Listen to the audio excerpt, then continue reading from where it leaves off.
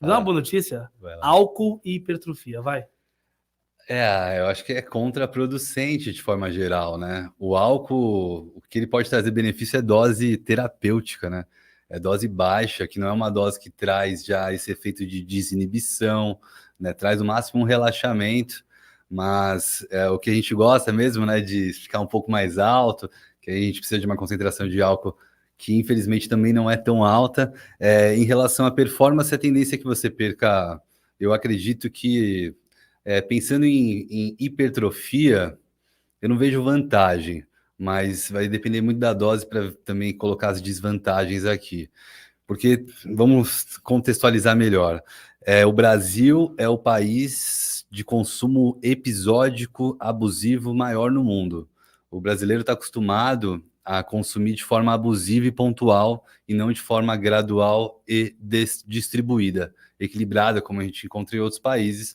Daí que às vezes saem alguns benefícios do cálice de vinho, das doses de cervejas diária, que não são cumulativas. Então, depende de qual que é a estrutura da ingestão de bebida. Por exemplo, a ingestão de uma lata de cerveja para mulheres, 2 latas de cerveja para homens com álcool, ambos, pode trazer benefícios Por dia? mas não cumulativo. Né? Você não pode falar, então vou tomar 7 no final de semana ou 14 no final de semana, já que eu tenho esse direito, né? Então, eu ouvi dizer, mas você é o especialista nesse assunto, inclusive. E que benefício traz esse álcool pro organismo? Qual a função dele? O álcool em si, maléfico, né? A cerveja é que ameniza os problemas do álcool. Tanto que eu coloquei, eu acho que vale um destaque. Se a gente for colocar na mesa cerveja sem álcool, aí é uma bebida tão nutritiva quanto um suco de fruta. Sério? O lúpulo, ele é riquíssimo em nutrientes. É uma erva que eu estudo com muita frequência. Dá para você fazer o chá, inclusive, né, do lúpulo. Tem um gostinho de fundo de cerveja também. E aí os cereais maltados, né, que são utilizados para fazer a cerveja, depende da base, mas todos oferecem bastante nutrientes. Entendi. Então, deixa eu ver se eu entendi. Na verdade, então, o benefício não está no álcool. Não. O benefício está, na verdade, nos outros ingredientes. No suco de uva que faz o vinho, vamos dizer, vai. Ah, entendi. Você entendeu? Então, tipo, seria até mais saudável tomar o próprio suco de uva, por exemplo, ou, de repente, a cerveja sem álcool, ou o próprio chá que você falou. Perfeito. É isso, na verdade, que traz algum benefício de modo geral. Mas, assim, inclusive eu vi um estudo nesses tempos sobre síntese proteica. Boa. Síntese proteica e álcool. Tá? E hipertrofia. Síntese proteica, na verdade, desculpa, minto, não tinha hipertrofia. Aí que está, inclusive, alguma limitação desse próprio estudo. Ele é um estudo que eles avaliaram o seguinte: eles avaliaram, por exemplo, 2 grupos. Um grupo que ia ingerir álcool somente depois do treinamento de musculação. Um grupo ia ingerir proteína e álcool. E o outro grupo, proteína e carboidrato, se eu não me engano. Tá. Ou só proteína. E o grupo que ingeriu somente álcool, por exemplo, ou álcool e carboidrato, algo assim, teve uma síntese proteica prejudicada, significativamente prejudicada. Só que o que acontece? A limitação desse estudo, inclusive, é que isso foi feito de forma muito pontual, né? Então não foi um estudo, por exemplo, de 2 meses, 3 meses, e que avaliou, por exemplo, a hipertrofia, né? A circunferência, por exemplo, ali do braço, da perna. Então, a gente, por exemplo, sabe que afeta a síntese proteica, mas não consegue mensurar a magnitude dessa influência hoje. Então, assim, será que, tipo, de fato, por exemplo, prejudicaria a ponto do cara ele ter os ganhos atenuados de forma significante? O que você acha? Eu acho que como a gente analisa de forma sistêmica o efeito, claro que a gente está buscando essa análise mais específica de hipertrofia ou mesmo uma síntese proteica com mais fundamentação ainda. Mas a gente sabe que não para por aí, né? Que os efeitos eles são sistêmicos. Por exemplo, o trato gastrointestinal em relação à parte de microbiota. O álcool tem um efeito agudo negativo de alteração da formação, podendo gerar um estado de desbiose, e isso vai prejudicar a absorção dos nutrientes, vai prejudicar a produção, por exemplo, de serotonina intestinal, que é bem relevante para a nossa saúde mental, inclusive. Então, eu acho que assim, o álcool, se alguém visa performance, a tendência é que tenha que ter bastante atenção, principalmente com essas ingestões abusivas. Ingestões moderadas, fracionadas, pode ser que ainda, eu acredito. Porque, por exemplo, se a gente for falar de um destilado, que a gente está falando de álcool, vamos dizer, né? 40% de concentração, pinga, uísque, com uma vodka, algo do tipo, a dose é bem menor, a gente fala de 40 ml. É um shotzinho. É um shotzinho, para por aí. Então, isso já sendo considerado a dose ali suficiente que possa trazer algum tipo de benefício.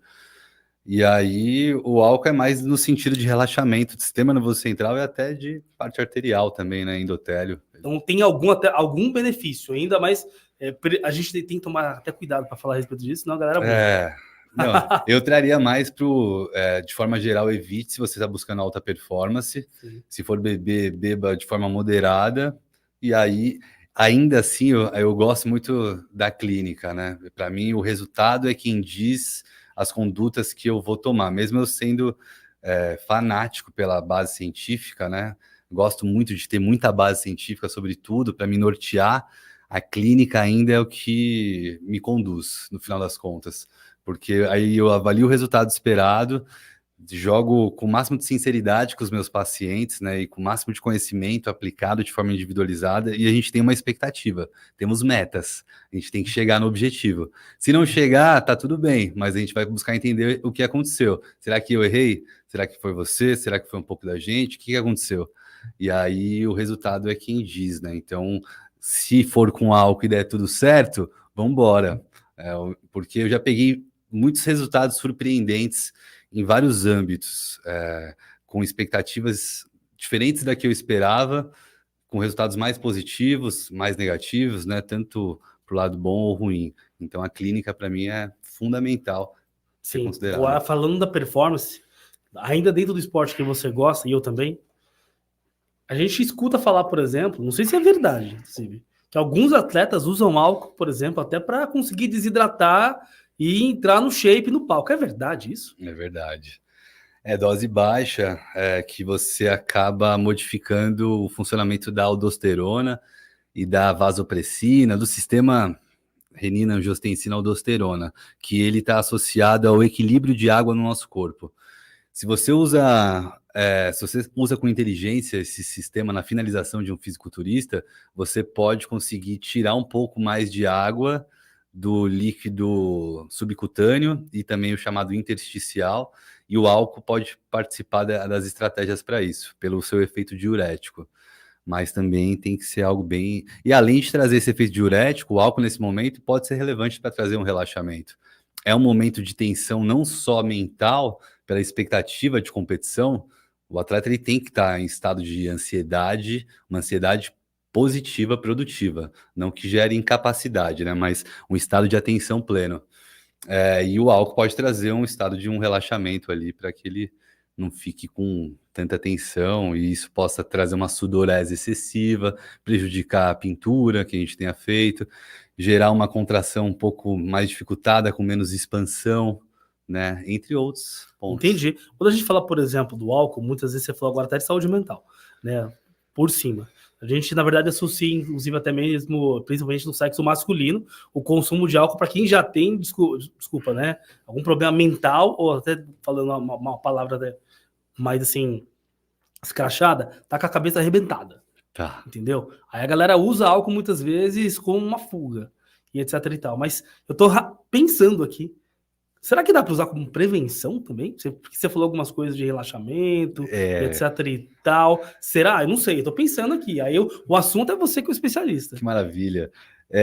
Consumo moderado pode ser, sim, considerado algo preventivo. Em relação à saúde mental, o que mais me chamou a atenção dos estudos que eu já fui atrás,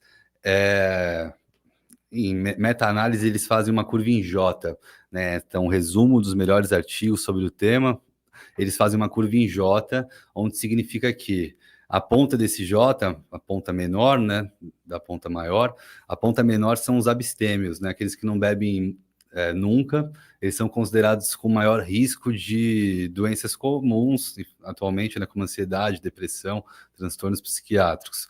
Aqueles que bebem de forma moderada, e o moderado está dentro dessa dose que eu acho que até é alta de 1 lata de cerveja por dia para mulheres, 2 latas de cerveja por dia para homens, ou 1 taça de vinho, ou uma dose de destilado, é considerado que tem um risco menor de doenças mentais, e o consumo abusivo é dose dependente negativamente, né? Quanto maior for a quantidade ingerida, maiores são os riscos. E aí, o que, que eles colocam? Não pelo efeito fisiológico do álcool, nem da bebida alcoólica, mas pelo efeito social que isso pode te oferecer. E isso deve ser considerado. A nutrição, ela vem falando muito sobre isso, para quem está se permitindo acessar esse tipo de conteúdo, em convivialidade, né? De você saber também levar em consideração como aquele paciente vai conseguir lidar com as situações do cotidiano dele. Tem um almoço na família de domingo, né? Como é que você vai estruturar isso do contexto, né? Dentro do objetivo que ele tenha. Então, tem tudo isso. O álcool pode ser benéfico nesse sentido Nos também. últimos tempos aí tem algumas pessoas que acho que não são nem nutricionistas, a gente não precisa citar o nome, né? Na verdade, que dizendo que em final de semana, por exemplo, na casa do parente, pode até acontecer estupro alimentar, né? A gente tem que tomar cuidado. Nossa, eu ouvi falar disso aí. Você deveria pesquisar a respeito disso. Fala sério. Já vi. Eu ouvi alguma coisa do tipo. A